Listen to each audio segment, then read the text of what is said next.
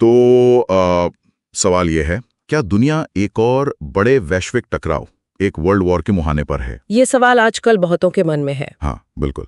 और देखिए, हमारे पास एक विश्लेषण है जो आज की भू राजनीति मतलब जियोपॉलिटिक्स, बड़ी ताकतों के बीच जो टेंशन है, क्षेत्रीय झगड़े, परमाणु खतरे, इन सब पर गौर करता है। जी। तो आज हम इसी पर थोड़ी गहन चर्चा करते हैं, समझने की कोशिश करते हैं कि भाई कौन सी चीजें हैं जो खतरा बढ़ा रही हैं और कौन सी हैं जो शायद इसे रोक सकती हैं। बिल्कुल। तो शुरुआत शायद हमें बड़ी शक्तियों मतलब ग्रेट पावर्स के बीच जो ये प्रतिद्वंद्विता बढ़ रही है उससे करनी चाहिए। हाँ, सबसे पहले तो अमेरिका चीन। जी हाँ, अमेरिका और चीन के बीच तनाव तो एकदम साफ है। ताइवान को लेकर, साउथ चाइना सी में, और फिर ये टेक्नोलॉजी की रेस, एआई, 5G। हाँ, ये टेक वॉर तो एक अलग ही लेवल पर चल रहा है। बिल्कुल। और चीन की बढ़ती मिलिट्री ताकत, वो भी एक बड़ी चिंता का विषय है दुनिया के लिए। पर एक बात और है, इन दोनों देशों में जबरदस्त आर्थिक जुड़ाव भी तो है, मतलब इकोनॉमी बहुत इंटरलिंक्ड है। हाँ, थी। पहले यही माना जाता था कि ये जुड़ाव शायद जंग रोक देगा। तो क्या स्रोत ये बताते हैं कि ये निर्भरता, ये डिपेंडेंसी अब भी उतनी ही मजबूत ढाल है, या कहीं ऐसा तो नहीं कि सप्लाई चेन या तकनीक जैसे मुद्दों पर ये खुद ही टेंशन की वजह बन रही हो? ये बहुत ही अहम सवाल है, और अब लगता है कि ये निर्भरता ना एक दो-धारी तलवार बन गई है। अच्छा। कैसे? एक तरफ तो ये टकराव की कीमत बहुत बढ़ा देती है, मतलब युद्ध बहुत महंगा पड़ेगा, लेकिन दूसरी तरफ ये कमजोरी का हथियार भी बन सकती है, जैसे सप्लाई चेन को रोकना या टेक्नोलॉजी पर बैन लगाना। सही बात है। इसी तरह रूस का असर भी देखिए, यूक्रेन में जो उसने किया, और नेटो के विस्तार का जो वो विरोध करता है। हाँ, वो दिखाता है कि कैसे एक क्षेत्रीय मतलब रीजनल मामला बड़े तनाव में बदल सकता है। अमेरिका और रूस के बीच तो यूक्रेन को लेकर तनाव बना ही हुआ है। बिल्कुल। और सीधी लड़ाई भले ही टाली जा रही हो, लेकिन पीछे साइबर हमले चल रहे हैं, प्रॉक्सी युद्ध चल रहे हैं, जैसे शायद सीरिया में देखा गया। और ये क्षेत्रीय तनाव सिर्फ यूरोप में ही नहीं है, मिडिल ईस्ट को देखें तो। हाँ, मध्य पूर्व तो हमेशा से ही अस्थिर रहा है। सऊदी अरब और ईरान की दुश्मनी, सीरिया का जो लंबा चलने वाला संकट है, इजराइल ईरान का तनाव, और ईरान का परमाणु कार्यक्रम। हाँ, वो तो एक लगातार सुलगता हुआ मुद्दा है। बिल्कुल। और एशिया पैसिफिक में ताइवान और साउथ चाइना सी। एकदम सही। चीन की बढ़ती सैन्य मौजूदगी और ताइवान को लेकर उसका जो अग्रेसिव रवैया है, वो एक ऐसा फ्लैश पॉइंट है, मतलब एक ऐसी चिंगारी जहां अमेरिका और उसके सहयोगी देश सीधे उलझ सकते हैं। ये तो पारंपरिक तनाव हुए, लेकिन अब लड़ाई के कुछ नए मैदान भी खुल गए हैं ना, जैसे साइबर वॉर। जी हाँ, ये बहुत बड़ा खतरा है। एक देश दूसरे के जरूरी सिस्टम्स, बिजली, बैंकिंग, इन सब पर डिजिटल हमला कर सकता है। तो क्या स्रोत मानते हैं कि ऐसे साइबर हमले वाकई में एक पारंपरिक युद्ध मतलब गोलीबारी वाला युद्ध छेड़ सकते हैं? आशंका तो है, पूरी तरह से है, खासकर अगर हमला किसी बहुत ही महत्वपूर्ण इंफ्रास्ट्रक्चर पर हो। और इसके अलावा आर्थिक हथियार भी हैं, जैसे प्रतिबंध लगाना, ट्रेड वॉर छेड़ना।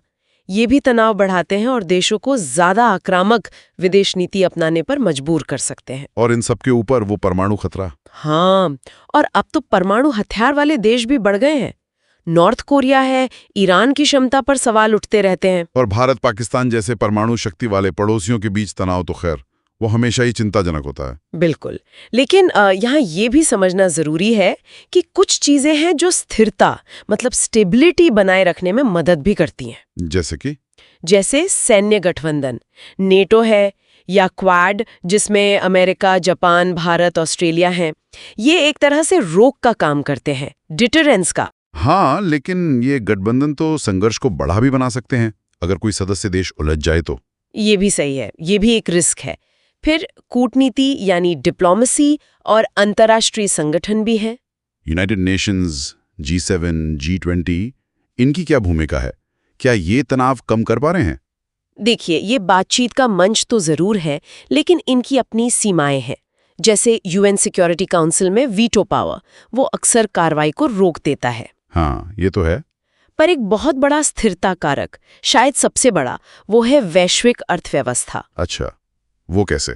मतलब आज दुनिया व्यापार और सप्लाई चेन से इतनी जुड़ी हुई है कि युद्ध लड़ना किसी भी बड़े देश के लिए बहुत ही महंगा सौदा होगा, आर्थिक नुकसान बहुत ज्यादा होगा। और जनता की राय, लोगों का क्या सोचना है? पिछले युद्धों की जो भारी कीमत चुकानी पड़ी, इंसानी जानों की, पैसों की, उसे देखकर शायद लोग अब बड़े टकराव नहीं चाहते होंगे। बिल्कुल, कई देशों में युद्ध की थकान दिखती है, शांति के लिए प्रदर्शन होते हैं। ये भी एक अहम फैक्टर है।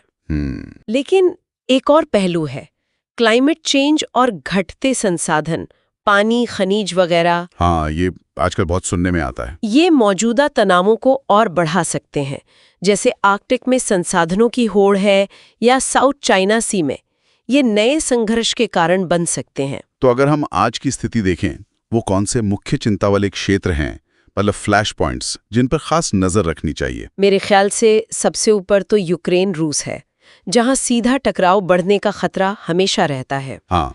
फिर ताइवान को लेकर चीन और अमेरिका, अगर यहाँ कुछ होता है तो ये पूरे एशिया पैसिफिक में फैल सकता है। और मिडल ईस्ट? बिल्कुल, ईरान सऊदी या इजराइल फिलिस्तीन संघर्ष का बढ़ जाना, ये भी एक बड़ा खतरा है।